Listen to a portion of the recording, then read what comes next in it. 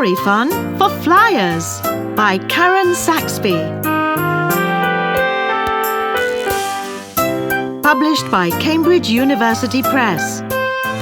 This recording is copyright. CD1.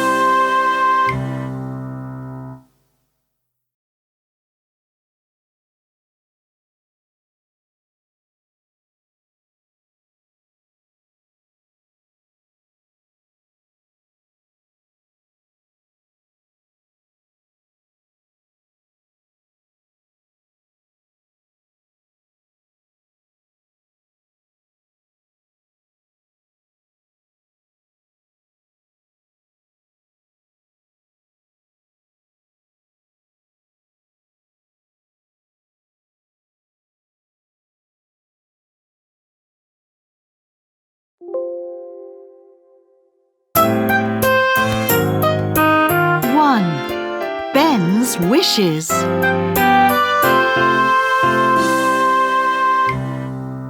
Listen. I have an uncle who writes books for children. I didn't see my uncle very often when I was a child because he lived in Africa, but he came to see us sometimes. When he did visit us, he usually told me one of his stories. I loved them all, but Ben's Wishes was my favorite. My uncle told it to me one winter when it was very cold outside. I was about 10, I think. A boy called Ben had two older brothers. The older boys often felt hungry and often got angry because they were so poor. "Go and work in the fields," they said to Ben each morning. "Dig up some vegetables. Make us some soup for dinner." Ben always answered in the same way. "But I want to go to school and learn all about the world." The brothers just laughed and said, "Don't be silly. "You aren't clever enough to go to school like us." So Ben didn't go anywhere. He just worked in the fields in the rain, digging and planting and planting and digging. One very cold morning, Ben was planting some onions when he saw an old silver cup on the ground. Ah! He picked it up, sat down under a tree and cleaned it with his scarf. Then, very carefully, he put it down on the grass next to his bag. Ben was tired and wanted something to eat, but he only had one small sandwich in his bag. He took it out, looked at the cup, and said, I'm lucky to have this sandwich, but I'd like a lovely warm drink. Suddenly, the silver cup was full of hot chocolate. Ben was very surprised. He drank it all, but he still felt cold. He looked down at his old jacket and at the cup again and said, I'm lucky to have a jacket, but there are hundreds of holes in it. I wish I could have a new coat. A beautiful coat made of wool suddenly appeared from somewhere in the sky. Now Ben was really surprised. He put it on. It felt soft and warm. Then he opened a small book that belonged to one of his brothers. Ben looked at the cup one more time and said, I'm lucky to have this book with me today, but I'd like 100 new books so I can learn all about the world, please. Suddenly, 100 new books fell from between the leaves in the tree above him.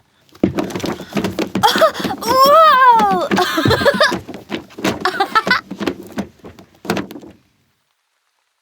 Ben couldn't believe it. He felt so lucky. He laughed and laughed, put the old cup in his pocket, carried the books home, sat down by the fire and read them all. When Ben's older brothers came home, they were really angry. Where's our dinner? Where's our vegetable soup?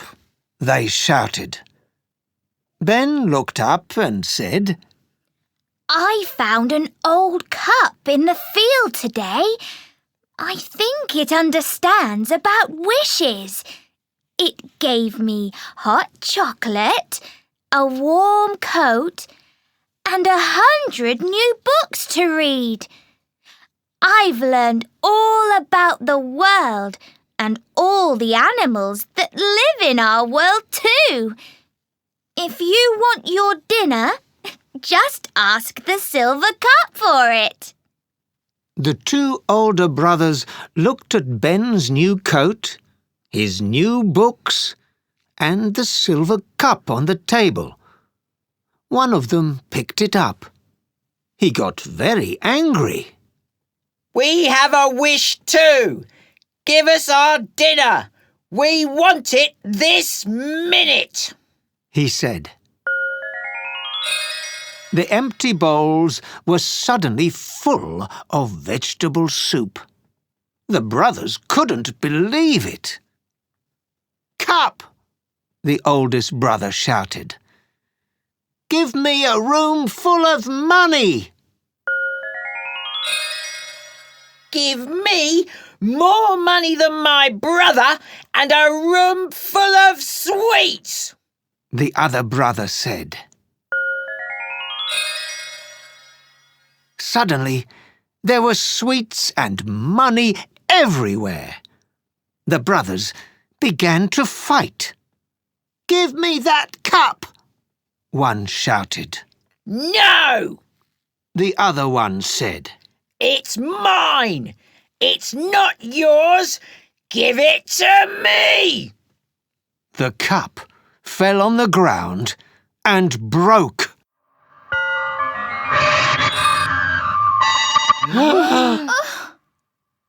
And all the sweets, the money, the vegetable soup, Ben's warm coat, and his 100 new books disappeared. They were nowhere in the house.